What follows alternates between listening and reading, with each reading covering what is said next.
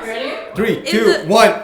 Are you a follower of Canadian elections? Well, if so, I think this event that we have coming up is for you. So we have a Canadian Federal Elections Watch Party happening at the AMS Student Nest on April 28th when the elections are supposed to take place from 4:30 to the evening. And do you want to speak more on that? Yeah, it's going to be starting in the evening. We don't know the exact location yet. It's going to be somewhere in the nest. Keep track and your eyes peeled to the PSSA Instagram for the official start time and exactly what the itinerary of the night will be. I like democracy. I will be there. Do you like democracy? I will be there. Cool. Do you like democracy? Fam. Yes, ma'am. Thank you, Grace. Okay. All right. Hello, everyone, and welcome back to the 4th episode of the Mental Breakdown podcast brought to you by the Political Science Students Association at the University of British Columbia. Today, we're going to do a little bit of Canadian catch-up. Catch-up, not the condiment, but catching up on Canadian current events, because that is what we do on this podcast. We have mental breakdowns over school, while we also break down the political hot topics of the day. So as you might know, a federal election is upon us, a Canadian federal election. So we have a lot to talk about today. But first, I would love to get a round of introductions going. My name is Nagar. I am the host on this podcast, and I am also the co-president of the Political Science Students Association. I will hand it off to you. Hello, my name's Ariana. I am also one of your hosts for this podcast. And for the PSSA, I am one of your creative content directors. I'm now going to hand it off to our lovely guests who have decided to join us today. Thank you so much. Thank you so much, you both. Thank you. I'm a guest on the PSSA Mental Breakdown podcast. My name is Caden, co-president of the PSSA. And we're joined, this is my 4th podcast. So lucky to be welcomed back on as a guest for the 4th time. And I'm going to hand it off to our other guest. Thank you. My name is Grace. I am the creative content director alongside Ariana, and I am a guest today, apparently. Yeah. Thank you. Grace, you look very different. I was wondering where you went. Yeah. Yeah, I'm back, guys. Yeah. We missed you on the podcast, actually. I'm a guest, so I didn't Thank you. How's I really that reel appreciate you're it. posting on this weekend? Yeah. Oh, I've been really working hard on it. Wow. Yeah, it's a really tough job. Yeah. Not as tough as podcast producer, but still very tough. Yeah. Understandable. Very Understandable. So now that you've done some introductions, tell us how you're voting this election and why. I really appreciate that, but I think we're going to stay non-partisan for this podcast. That's a good idea, Kaden. One of the PSSA's core values is non-partisanship and a space for all political science students. What if I'm just really curious? It's a great idea. I'm going to vote for... So vote for a New Democrat, and we'll continue this work to make life more affordable for you. We vote for what is good for Quebec.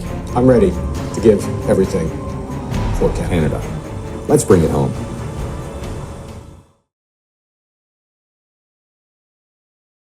Lovely. Now that I have harassed my guests and my hosts, let's jump right into it. Let's do some catch up on the Canadian politics scene so far. And I would love for us to kind of cover what has been happening over the past few months. There's been a lot going down, and I feel like our viewers can use a recap. So do you want to talk about just kind of the things on terms of a recap, just building up to Trudeau's resignation? Is there anything you'd like to talk about? Of course. Yeah, so we'll go through a timeline of what happened in the past maybe 2 or 4 months.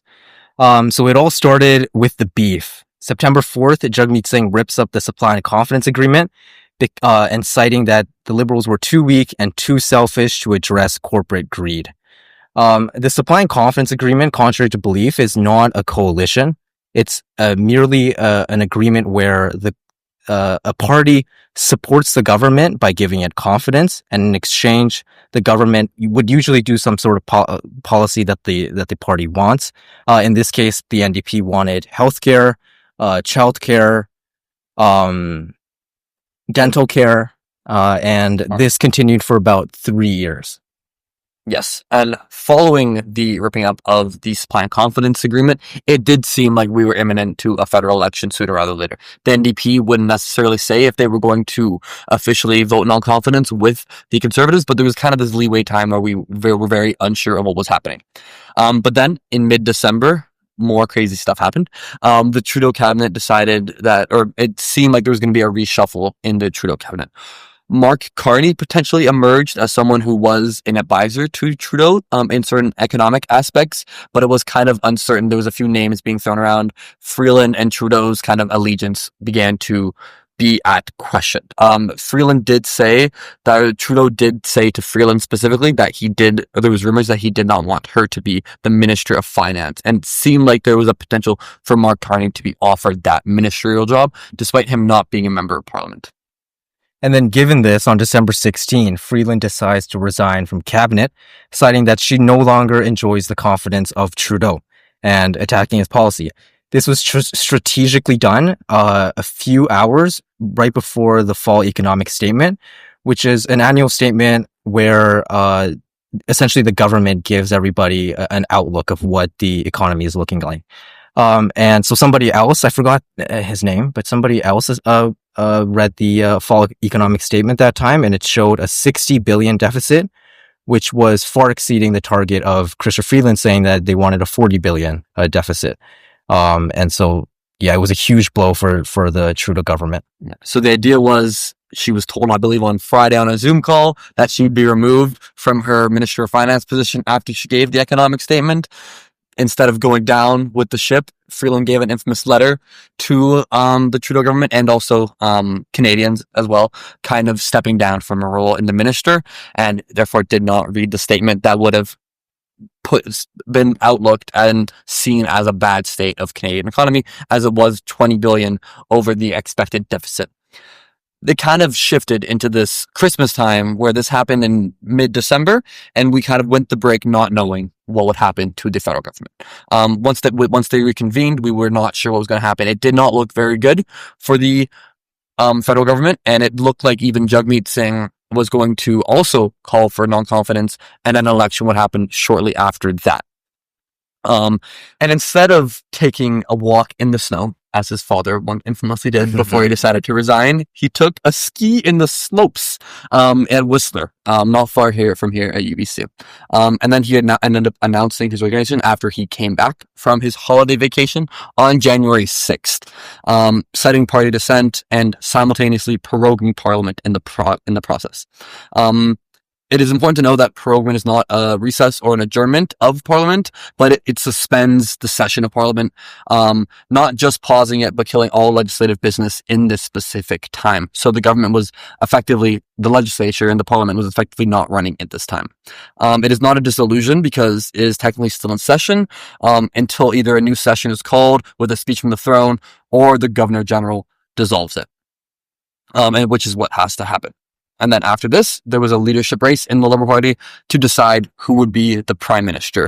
It is important to note that in this instance, the party specifically and the MPs would appoint a Prime Minister, that it didn't have to be actively a sitting member of Parliament. So because it didn't have to be a sitting member of Parliament, there was one person who decided to run and then almost immediately rose to the leadership, was most likely to win the leadership race. Anyone know who that is? I had no idea. No idea? No idea. No. Do you think it'd be Mark Carney? I think it's Dala. Oh, yeah. Ruby Dalla had a very interesting campaign. But no, it was Mark Carney. Yes, just mentioned him. He's a recurring character in this story of Canada at the moment. He announced his campaign on the Jon Stewart Daily Show. Okay.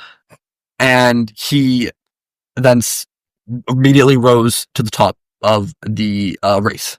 So it was amongst a few other notable candidates. The top two alongside Carney was Karina Gold, who is the Liberal House Leader, and Chrystia Freeland, who we previously mentioned, was the Finance Minister and seemed like Trudeau's second in command for a very long time.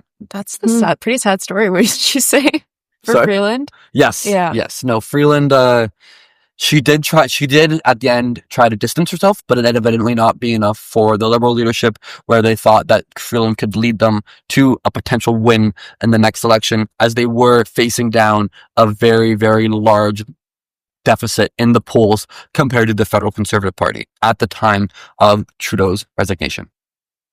Interesting. That's fascinating. And what were the final numbers? Does anyone have that at the top of their heads for the win? The Liberal leadership race?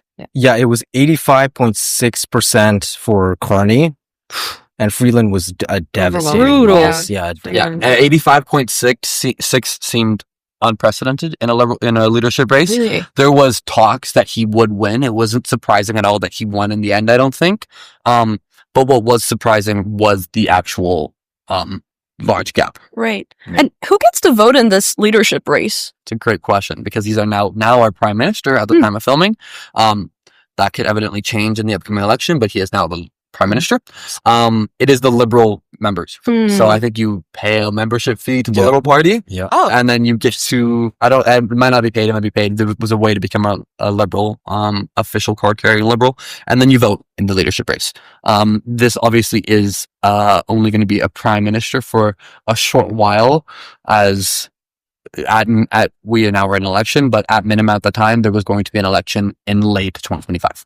That was going to be the latest election that could possibly happen. potential sidetrack. Do we think that there's like some implications or just some thoughts on having a person in office as prime minister that was not democratically elected? Yeah. Do you think people think about that at all?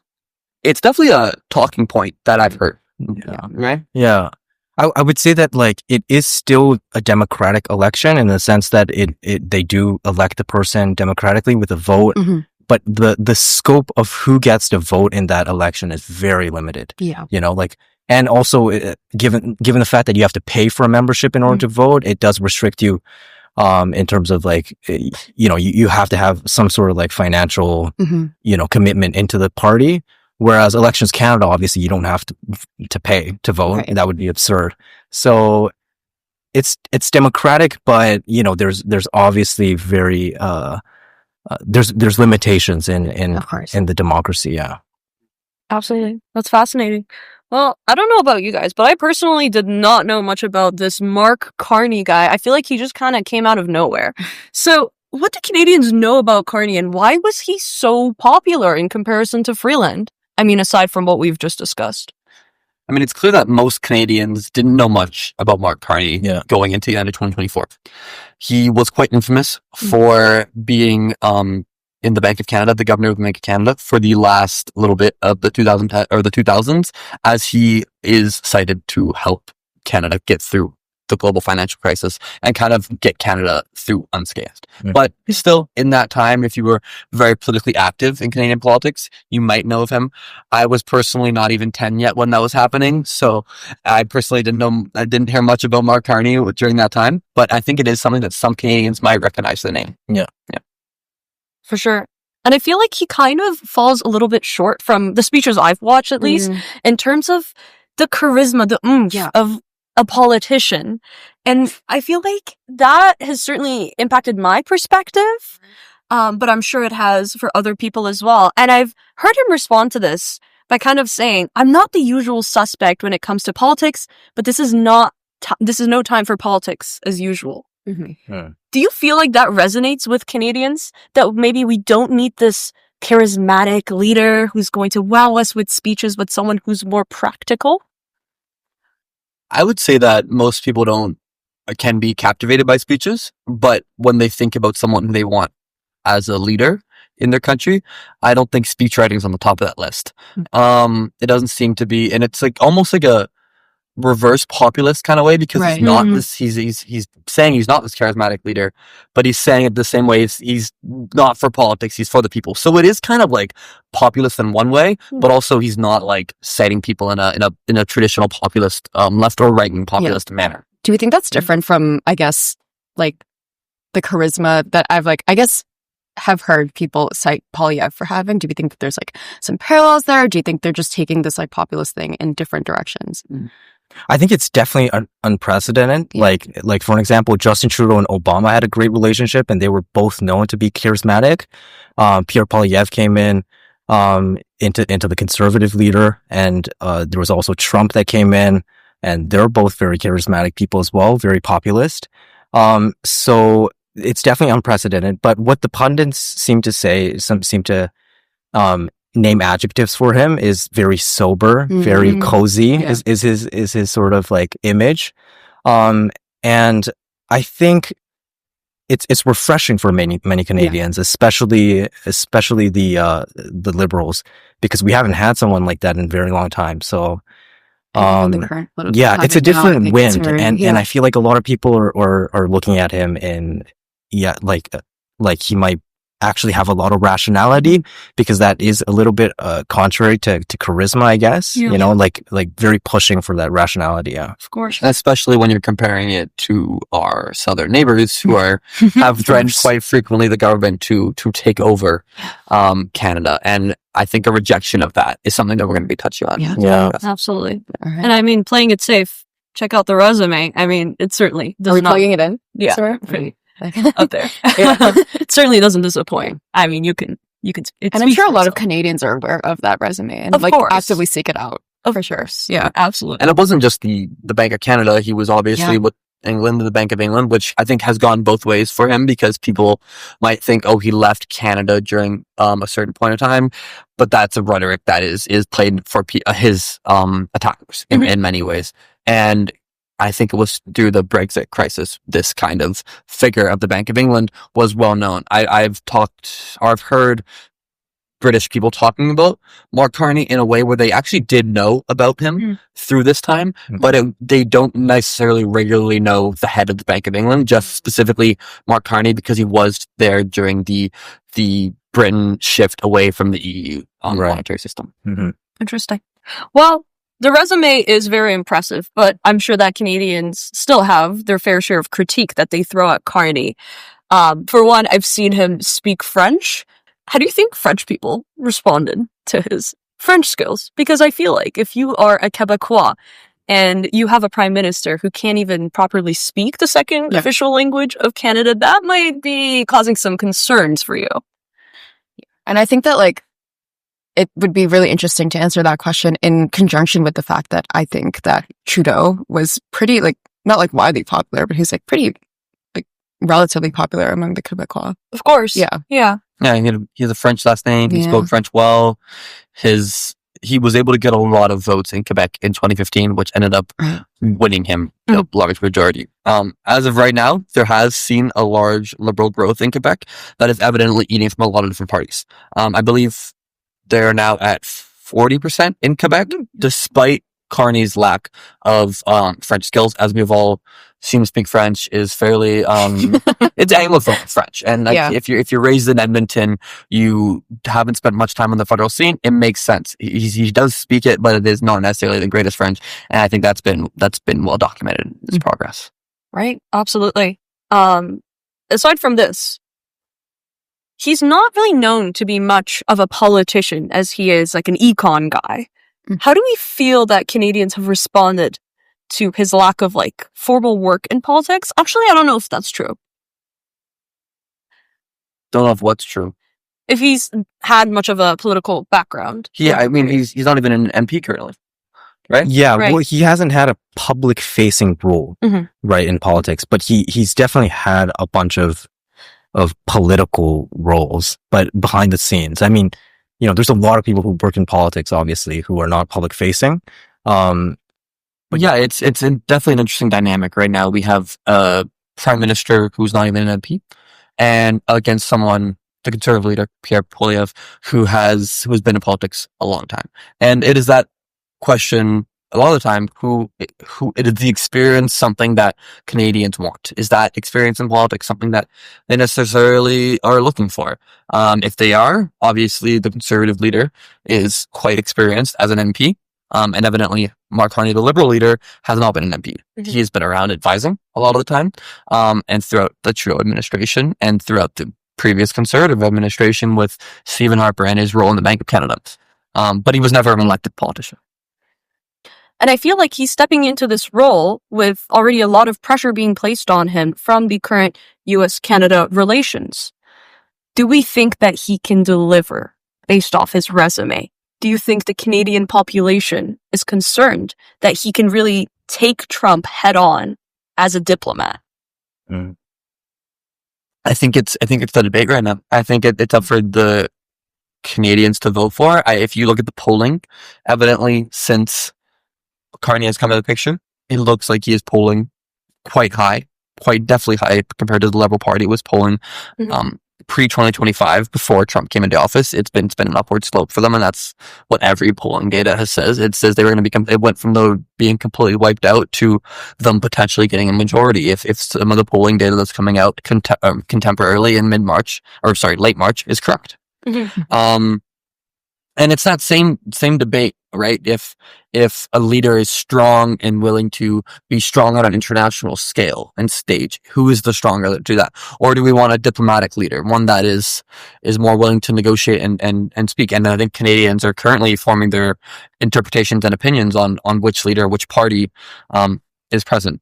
And we are in this conversation talking about two leaders and two parties, even though we're in a multi-party system in Canada, evidently because it does seem like there's only two parties right now who could even come close to winning a minority government. Absolutely. Yeah. I feel like the goalpost has kind of shifted into the obviously crisis with the tariffs that the U.S. is imposing, kind of really plaguing the minds of Canadians. It is no longer the housing crises that sits at the forefront of our concerns. How do you think Canadians perceive the relationship that Carney would have with Trump if he was to step into role as prime minister? Yeah, so usually when a Canadian prime minister gets into office, the immediate thing that they would do is call the U.S. president and have a talk, some sort of talk, right? The fact that Mark Carney didn't have that for the first 2 weeks, I believe, was kind of concerning for many Canadians that like, why is he not talking to Trump when obviously that's what everybody is focused on right now? As of the day that we're filming today, March just 28th, this morning, right? Yeah, exactly. This morning, they actually had a talk. And Trump came out on Truth Social, obviously, and he said that they had a really productive conversation, that it was good.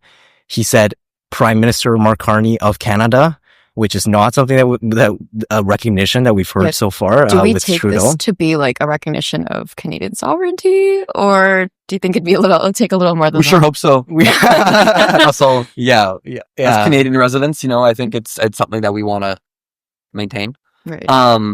Hot take. You don't want to be the 51st state? No, I can't say I do. But it is also very interesting that this happened this morning, and this potentially caused some kind of even further shift in the polls of the Liberals. If we're looking at the top issue right now, from a poll from CTV News and the Ledger poll, it said that the number one issue for Canadians right now is the best way to deal with U.S. President Donald Trump. And that's the number one question.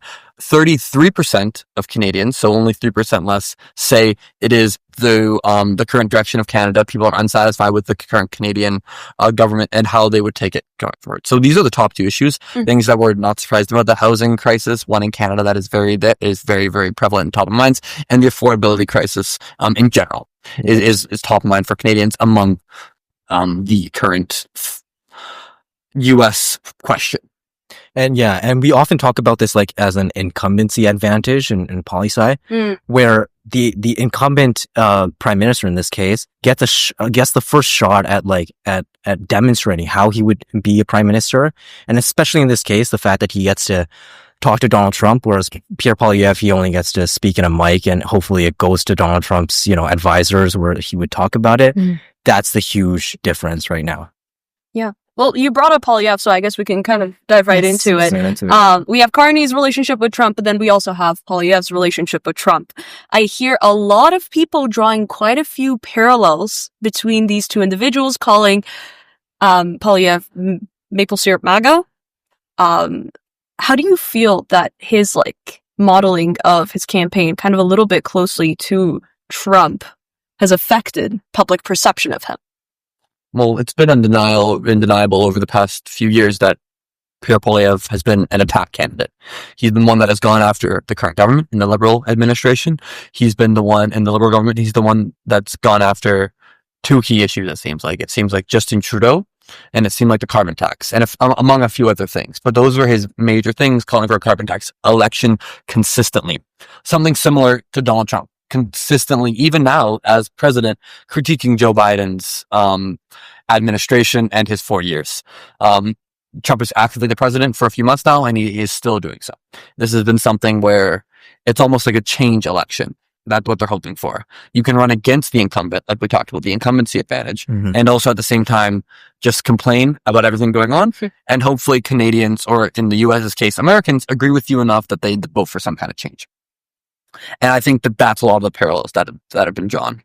Interesting. Again, Canada is broken is something that Poilievre has said. I think we've seen similar sentiment about the United States, specifically from Donald Trump in the U.S.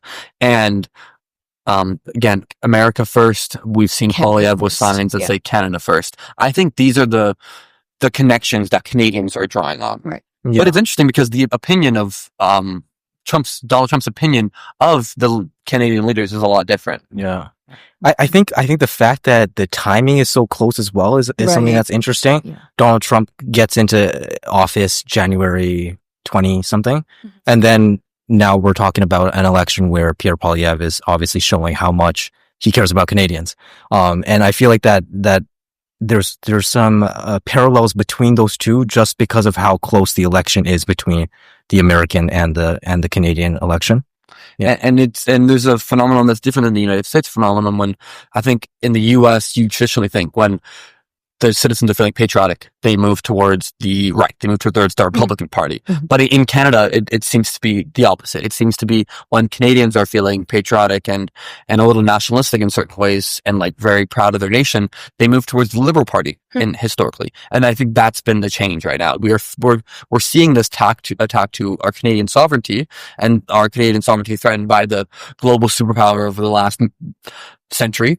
And, or the global superpower of the last century, and they're becoming more patriotic. They're rallying around the flag, as they're saying. There's so much Canadian pride. There's merch being sold. There's sayings being floated around by just regular Canadians, but having not necessarily a partisan status of them. And I think that's been the difference that we've seen. What has really caused this polling shift to where we're potentially seeing polling right now a large Liberal win. I mean, absolutely. I think a report just came out from the Angus Reid Institute recently that said that the Liberals jumped 30 points from a historic low of being 16%. And then the latest show that Conservatives are at 38%. So, I mean, we certainly see that change. And you mentioned a Canadian identity, which I think was something that we really lacked before. Like, no one was really feeling patriotic about being Canadian. No. I think it definitely becomes more salient when there's a threat, like an external threat, and just alongside of what's going on with the U.S. But it is definitely interesting to see these parallels of like, I feel like there's a rhetoric of something being lost in both like Poilievre's campaign and in Trump's campaign. For Trump, it's MAGA, and then for Poilievre, it's just like Canada first in ways that I suppose they perceived that Canada had not been put first before, if that makes sense. Yeah. And it's basically a race from the two leading parties, the Conservatives and the Liberals, to who can distance themselves from Donald Trump more. And that's what we've seen over the past month for sure, but also just since Trump has been in office. And I almost guarantee we're going to continue to see it throughout this election cycle. Absolutely. I mean, I forget who was it that said this, but a person who worships at the altar of Donald Trump will kneel before him, not stand up to him. That's a critique thrown at Poilievre. Do you think that he's kneeling to Donald Trump? There's definitely this like, that's crazy. So bad. Well, I was gonna say there's like a discourse between like what would be better for Canada if we like play along with this, or if we do like an explicit stand up against Donald Trump. To second your point, I feel like a similar theme has happened in the past during war times where there's so much uncertainty within the population, so people are more likely to be in favor of the incumbent. And I think that's maybe what we're seeing today, as all of you have mentioned so gracefully. Yeah. I would say so. Yeah.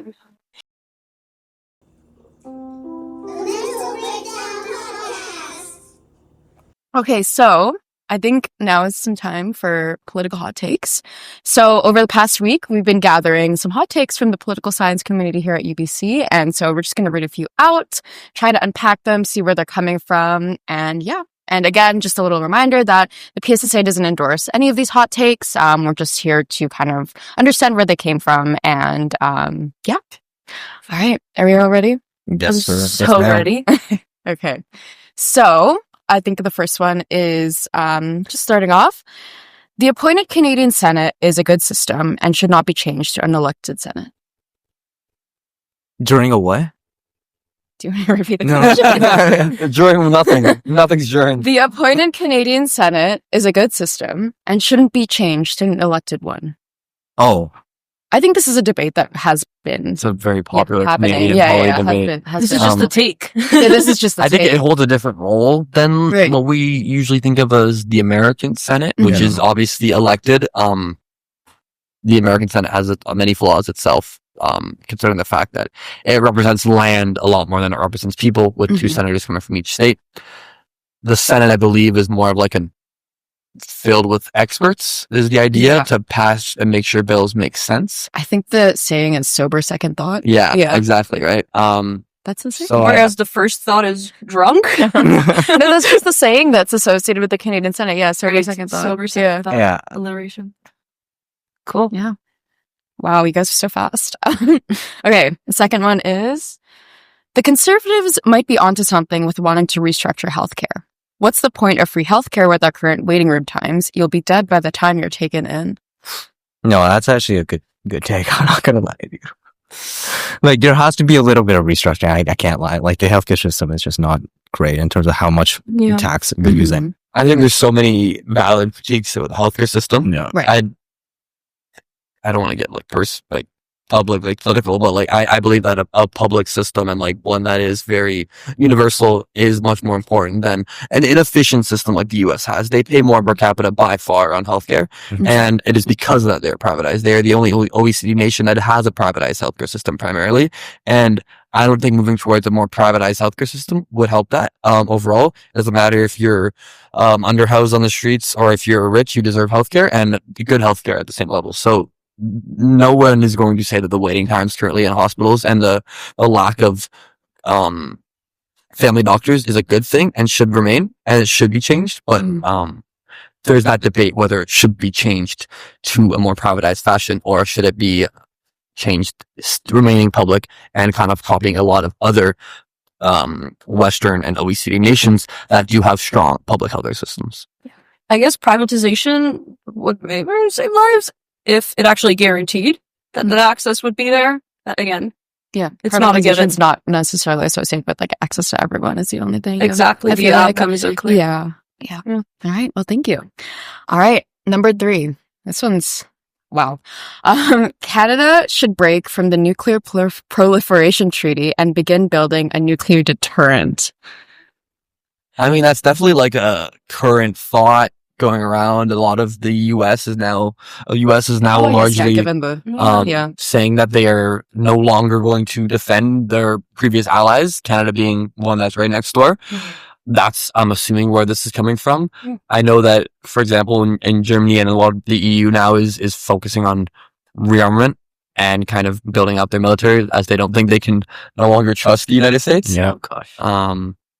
So that's, I'm assuming, where this take is coming from. You know, That's a UK crazy and take, France honestly. can like send their little submarines by our coast and defend us. You know, yeah, I was wondering where this take was coming from, but I feel like, yeah, framing it within the given context, that's a little more sense. What do you think it is? Yeah, no. No. No proliferation? No. No. Well, I mean, what are they going to do? Enter a Nuclear nuclear proliferation? war? Nuclear proliferation in Canada? That's what it. Well, yes, That's yeah, so- we should, that's- it would take a saying like we should break from NPT and begin nuclear. We don't even have a Like, proper functioning military. Like, yeah, why do we no, need we don't nukes? have the budget for it. That's not gonna happen. No, sorry. No. Yeah. No. Right. Well, thank you. The 4th, second to last, we should create mandatory tests on the Canadian electoral system / basic economics tests that must be taken by voters before elections to prevent people from voting in not as confident people with not as confident policy. No. What does that mean? This is like No. a That's weird no. like, 100% no. take that people are having more recently, and I think they don't understand what Jim Crow was, because this was a large part Yeah. of Jim Crow in the southern United States. There was competency tests that were used to disproportionately affect Black Americans during this time, because there was much less education, and education that they deemed proper education in these southern Black American areas.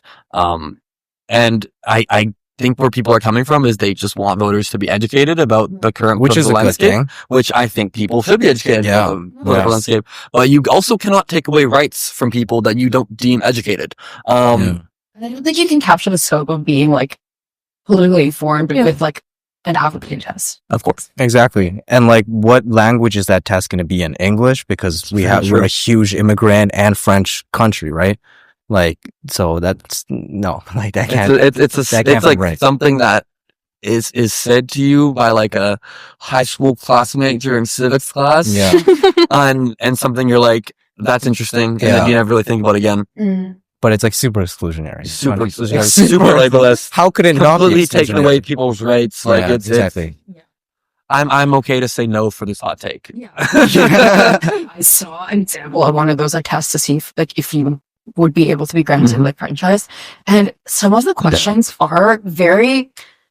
I feel like in my mind it's like kind of designed to make you feel, because there's like multiple answers, and it's like the questions are worded in a way that kind of is designed to confuse you. That's so interesting. Which is- I gotta looked be, at them but actually. hot take, maybe the prime minister and the president. Cause like the president of the United States, like that guy's IQ is like, listen, I'm not saying nothing about his policies, but his IQ is obviously, is just Well, do you remember not. when he took that? Exactly. That's And what he I'm was like- referring to. He was like, He's like, it was the I I was like a- best at the test. I'm I like, think it was like a test for if you understand if you're old and having like aging, necessarily dementia or Alzheimer's. It was something crazy like that, and he was bragging about how he did the best on this test. And it was, anyways, this was a funny tangent, but yeah, I think. yeah, that's my hot take. Interesting. All right.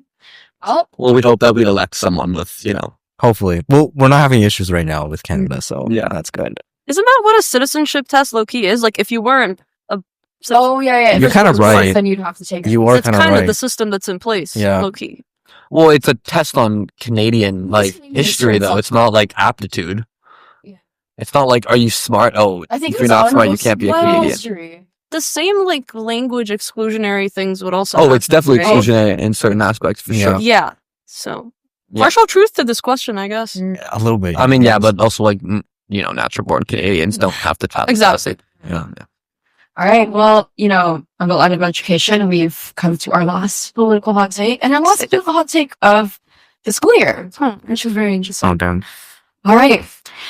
The education system in Canada, especially for higher education and high school, is much more flawed than that of the United States, The education system in Canada is more flawed than the United States. especially for higher education in high school. This says.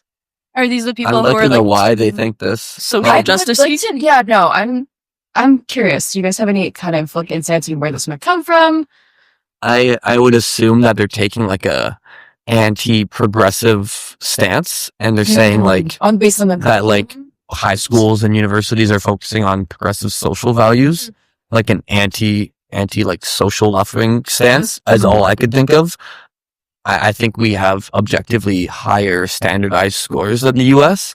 The US, especially states that have like certain very exclusionary policies with like things like school choice, and low education funding in the US, undeniably, I think have worse high school standards. There's obviously paid private schools you go to that I'm sure have decent standards. But again, that goes back to, is education a right for every citizen? I would personally say so. I feel like a few months ago, it might have been a debatable question, but right now, Donald Trump is trying to dismantle the Department of Education, trying to get funding out of higher education. It's like, Ridiculous. that's The ridiculous. Like Department of that, Education has been disbanded. exactly. Yeah, and they have great schools. There's amazing, like the There best are great schools are in the schools. U.S. for higher education, 100%. for sure. 100%. But I wouldn't say that our degrees at UBC or a lot like Canadian universities are weaker because of that. That's a really interesting question. Then, do you think with this defunding, our schools are going to start ranking better? Well, I think Possibly. a lot of these schools are okay. Yeah. Like they're like, you mean like high school schools or like Higher education, in the U.S., right? I think a lot of these imagine the schools top are, 20 schools. Yeah. I think the Ivies and the top couple are going to be fine without the public funding. Probably so. Specifically because I think, if I'm not wrong, I do believe states have a play in funding for schools as well. And I don't think Massachusetts is going to stop funding Harvard. Mhm. So if they are, I know they're public. I just don't know to what extent. Yeah. All right. Well, thank you so much for your insights on these hot takes. And if you have a hot take that you've submitted that we didn't get to, try again in September. Trying as a thing. All right. Yeah. Thank you all for giving us a little bit of context into what has led us to be in the position we are today in terms of our Canadian politics and what's coming up with the elections. That does raise the inevitable question of what are Canadians going to expect? What are the polls showing about Canada's future? Who is our prime minister? And this is being filmed late March, right? Yes. So this will be put out a bit later than that. And it is very important to note that a lot of the polling results that we're doing basically will project things if the election happened today. And we're not experts. I should point that out. We are just students, We're just gambling. I'm just gambling. just gambling. Not actually gambling, just No. talking about which polling. We also do not endorse gambling. Of course not. But the election is exactly a month away from when we're currently filming, Right. and therefore is very, very. It's coming up very fast. Mhm. And the polls, we've talked a little bit about them throughout this podcast already, but we're going to be diving a little more deeply into them. So if you look at the polling results right now, since Carney has come into power, and we're going to put it over there. Since Carney's come into power, since the election has been called, the Liberals have quite a decent lead. They've been neck and neck at times, but the Liberal vote efficiency, which is something we'll get into, in their popular votes, if the Liberals are net tied in the popular vote, they will win the election, or that's what's happened in the past, and that's what's expected to maintain and still happen. Mhm. What is this vote efficiency Yeah, I that was you just confused brought Oh, up? we can that too. we can get right into it. Essentially vote efficiency is the popular vote compared to the outcome of the actual seats. As we were in a first past the post system, we have 343 seats. It used to be 338, hence the polling website's name, but is now 343. Whoever gets the most seats wins the election. If you get the majority of seats, you form a majority government. Voting efficiency is turning that popular vote into a lot more seats than necessarily is proportional to that percentage of seats. And the Liberals have been historically quite good at getting those seats from their popular vote. Yeah, it's kind of the same understanding. I think a lot of folks look at the U.S. election, so I'm just going to talk about that a little bit. A lot of folks look at the popular vote in the election system in the U.S. and say, the Democrats got the popular vote, but Donald Trump won, which happened in 2020, as well as the Hillary Clinton 2016. 2016, yeah. Donald Trump won in 20. Yeah. Right, Yeah. exactly. And that shows the vote efficiency of the Republican Party, because they didn't have the popular vote and yet they won, and that's because of the electoral college system. Mm-hmm. In Canada, we have the first past the post system, and so not every single vote is automatically translated into a seat proportionally. And that's just the system that we have. And a lot of people are trying to change that, obviously. For example, similarly of what we talked about with the popular vote and the outcome, in 2021, we had a federal election, obviously in Canada. The Liberals actually got over 1% less than the Conservatives in popular vote, despite winning quite a bit more seats. I think it was about 36 more seats. Yeah, so in the past two elections that we've had so far, Conservatives had the popular vote, but they lost in terms of getting the plurality of the seats, which just means the most seats in Parliament. Interesting. Yeah. So considering all of this with the vote inefficiency in the past, how do you think that's going to translate into the upcoming election? Again, it's hard to tell, but Right. Yeah. What are the polls say? So right now, today you can look at 338, which obviously has a lot of flaws in their polling because they kind of are accumulation of a lot of polls and kind of just see what is out there and what's looking like potential outcomes. They were similarly in BC. They had a close result in BC, so we can use them right now and hope we'll have a similar result if election was today. The Liberals are up by 4% with at 41% of the popular vote with a margin of error of 5%. If this election was called and this was the outcome, it would be a huge sweep for the Liberals, by far winning a majority. What's very interesting is if the Conservatives and the Liberals are to poll around the same in the kind of late 30s, high 30s, we would expect to see is still a Liberal majority, even if they were neck and neck in the polls, because that's kind of historically the vote efficiency that has happened. So the Conservatives do need quite a bit more of a lead to win the government. I believe to form government and win a plurality of seats. I believe this number that I've heard is about 5% in the polling. If they are leading the Liberals about 5%, they are likely to win the plurality. But if they're neck and neck, or even the Liberals are a little lower, it's still likely the Liberals would win a plurality of seats. Yeah. And there's also this other thing that pundits called shy Tories, which is just this concept that a lot of pollings usually underestimate how strongly conservatives come out and vote. Mm-hmm. And we don't understand exactly why that is. Some people think that it might be because a lot of people are kind of shy to say that they're trying to vote for conservatives when they're asked in a poll, and they'll answer, I don't know, or answer the opposite party. But then when they actually go out and vote, they actually vote conservative.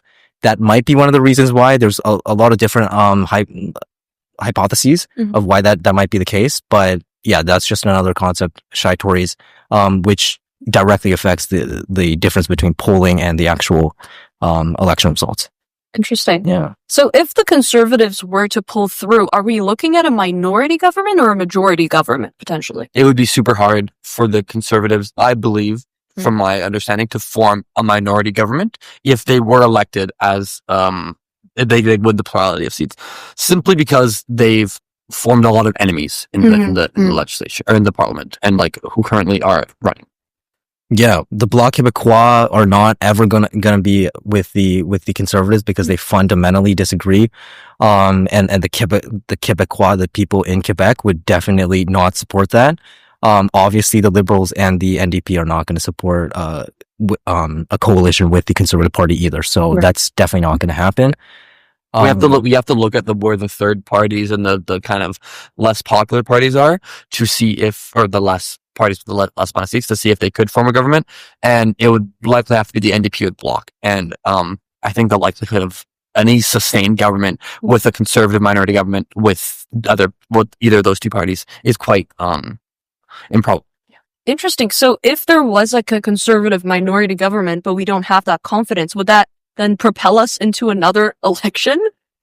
That's probably exactly what happened. Yeah, Wow. Yeah. So a liberal minority, they could work with a few parties like they had worked in this past couple of years. Mm-hmm. Obviously, if you look at the NDP stances right now, and you look at the Liberal Party stances right now on a federal stage, a lot of them kind of line up on similar certain policies that you could see working together, as they have in this past 4 years, or more than that, even since 2019. The NDP has been supporting the Liberal Party's minority governments. Right.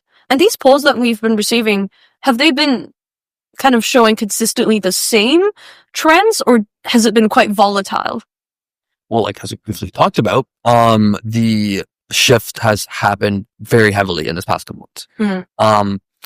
And it's been the two indicators that are it's shown on 338. Funnily enough, you see Trudeau resigns, and then following Trudeau's resignation, you see a big increase in the Liberal Party polling and a decent decrease in the Conservative Party polling. Not necessarily the same decrease. And as Carney wins the leadership race, you see a sustained increase in Liberal Party polling and a sustained decrease in Conservative polling. And during that time, a sustained decrease in the NDP polling. Interesting. You mentioned the NDP. Where do you think they are polling amongst all of this, what seems to have become a two-party race?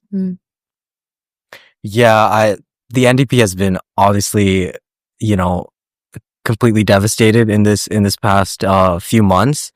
They're even saying that Jagmeet Singh might not be able to win his own riding, which would be very problematic in terms of having a proper leader of the party.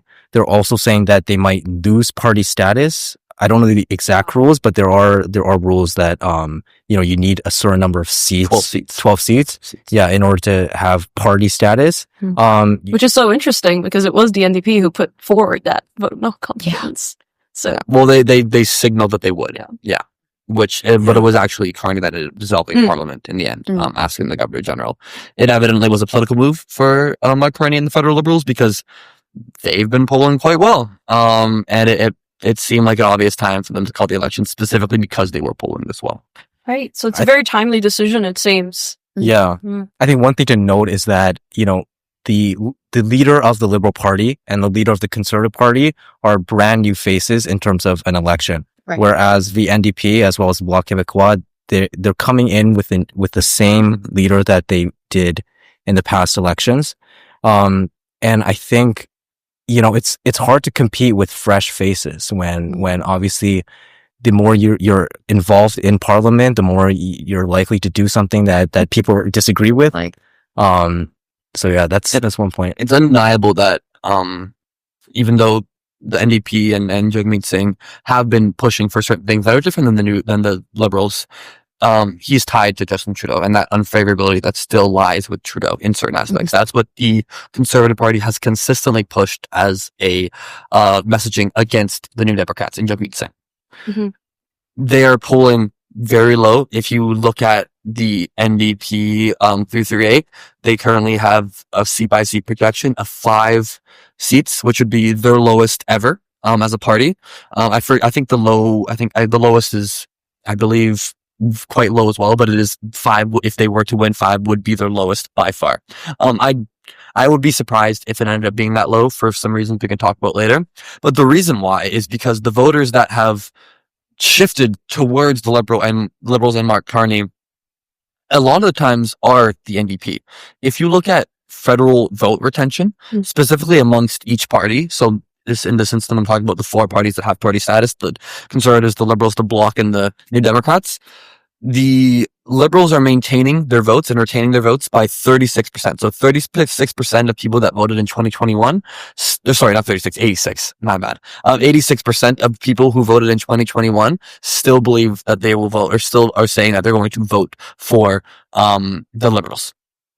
For the Conservatives, if you voted for the Conservatives in 2021, 82% likely chance you're going to vote for the Conservatives in 2025 in this election. The NDP is very different. Can anyone guess what retention rate do you think the NDP would have in this upcoming election? So what percentage of NDP voters would still vote for the NDP in 2025? 100%. 100%? Quite a bit lower than that. Oh. So 35% of people who voted for New Democrats in 2021 saying that they are going to plan on voting for the NDP in 2025. Of those voters, 50% said they're voting Liberals. And this is why we've seen this drop off very drastically. The Bloc, it's lower than the Conservatives and the Liberals, but the Bloc vote retention is at 66%. So if you voted for the Bloc in 2021, 66% are saying that they are going to continue to vote for the Bloc Québécois in 2025. Yeah, and this is critical because the election polls say that if the Liberals get half of the NDP party's seats, then they'll probably be able to win the plurality of the seats. And what we're seeing in this data is that Liberals are staying with Liberals, NDPs are shifting to Liberals, and precisely half of them. So it's very likely at this point that the Liberals are going to win the plurality of the seats in Parliament. Yeah. Why do you think that is? Why do you think people are so disenchanted with the NDP? Is it just that they think their votes are better spent elsewhere? Or is there a genuine lack of satisfaction? There's been a lot of talk of strategic voting. And I think that there are some traditionally NDPers who are supporters of the New Democrats that are going to vote Liberal because they don't want a conservative government and they see something new in Carney. Maybe they're excited. I also am not of the belief that NDP will get this low amount of seats, specifically because there are people and there are ridings where they're happy with their MP. There's a lot of ridings where people might not support the New Democrats at like a major scale, but they like their MP. You can look at New West. You can look at Peter Julian in New West. You can look at Jenny Kwan near us. You can look at even Don Davies. These are all just BC NDP MPs that have a very strong support in their localities. Peter Julian, for sure. Yeah. Sorry? Peter Julian, for sure. That's my riding. Exactly. Peter Julian's your riding. Exactly, right? My home riding, not my UBC riding, my home one is also currently NDP. It's Port Moody Coquitlam, and it's currently Bonita is the MP right now, Bonita Zerillo. And I think that she's an incumbent, but she doesn't have that same level of like kind of strong, long-lasting support that people like Peter Julian, Right. Teddy Kwan, Don Davies, if you want to move to Edmonton, Heather McPherson, have. Because a large in part because Bernita was just elected for the first time in the riding, or she was not the incumbent in 2021. She became the incumbent for this election, and this was kind of her first term in the NDP in Port Moody Coquitlam. And so I would be shocked if these kind of long-lasting NDPers would lose their seats specifically because of this shift federally. And we'll see if this translates. But I've heard on the ground that this is what people are thinking in the New Democrat Party, and that they think that this is probably going to be a little higher than 338 is currently projecting. Right. Well, it looks like a lot is bound to change maybe with the next coming weeks. I'm particularly curious to know what you think would have a drastic impact on voters and how they view these candidates. What do you think would have to happen for a lot of people to be swayed either on the Liberal side or on the Conservative side? What is the winning point here? Yeah, it's going to be interesting watching this back just because there's going to be a lot that's going to happen in the next month. I think one thing that I'm really looking forward to is the debate. We haven't obviously seen Mark Carney receive criticism to the extent that Pierre Poilievre gives criticism to Trudeau every day in Parliament during questioning period. So it's going to be really interesting to see that. The NDP usually in the debates, they'll see the Conservative and Liberal Party leaders fighting, and then the NDP would say, guys, you guys don't have two options. There's me, you know? Yeah. But, so it's going to be interesting to see that as well for Jagmeet Singh. Yeah. And the top two issues right now, again, are the US. US and affordability and the current direction of Canada overall, which a lot is included, includes affordability quite a bit. I think that Trump and the United States government probably have the largest impact on who's going to win this election. As we just talked about this morning, Mark Carney met with Donald Trump by phone or called him by phone. If that goes in a certain direction and the threat of tariffs and loss of sovereignty turns into an area where Carney has saved the day, I think it'd be quite shocking if the Liberals don't win in that outcome. I don't necessarily think that's going to happen in the next month or so. I feel like the U.S. government and Donald Trump is not someone to necessarily just calm everything immediately.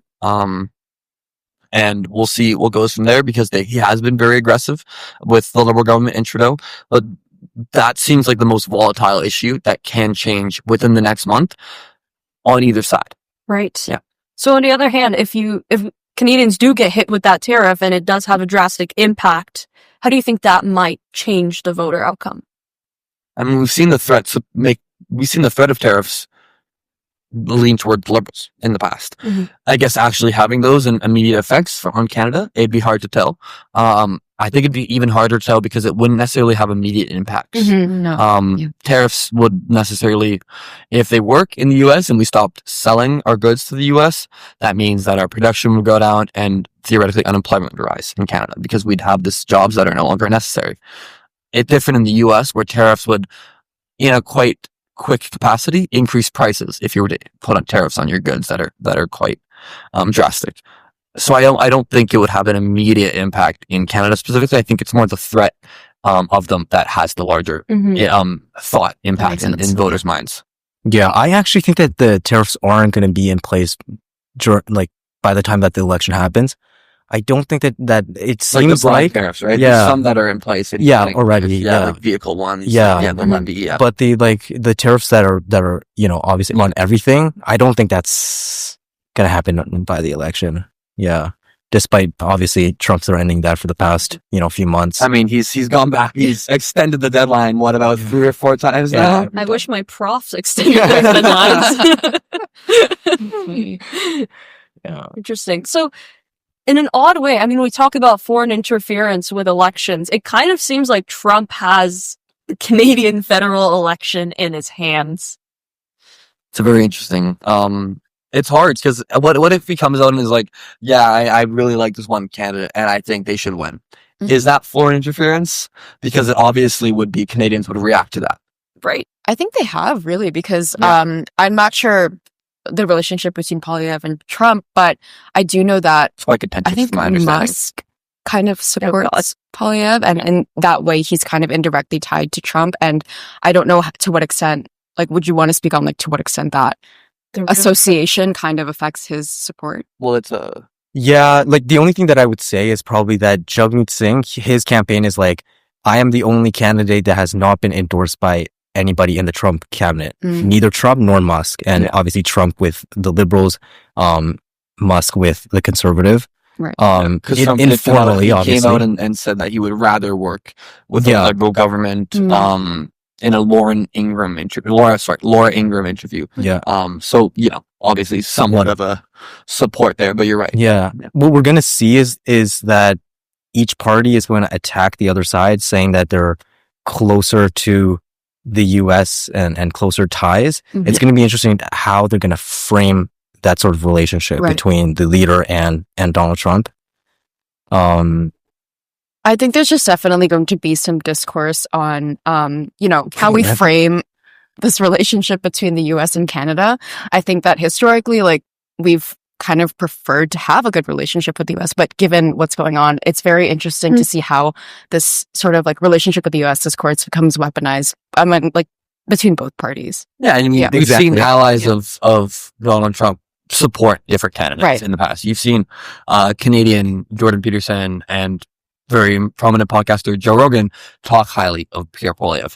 And you've seen at the same time the current, like we said, Trump currently at the moment saying he would rather work with a liberal government on an American news network show, the most popular American news network show, Fox News.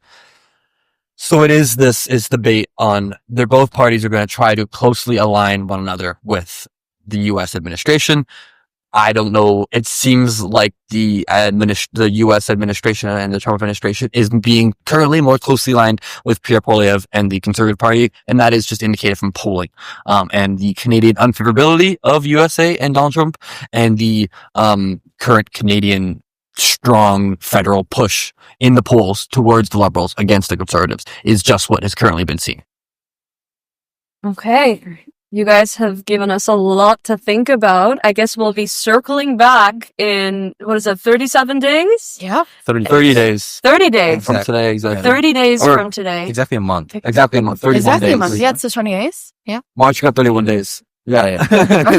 And we shall see if we were right or wrong or somewhere in between. Yeah. Likely somewhere in between. didn't And make if any you have your own predictions, comment them below. We'd love to hear them. Yeah.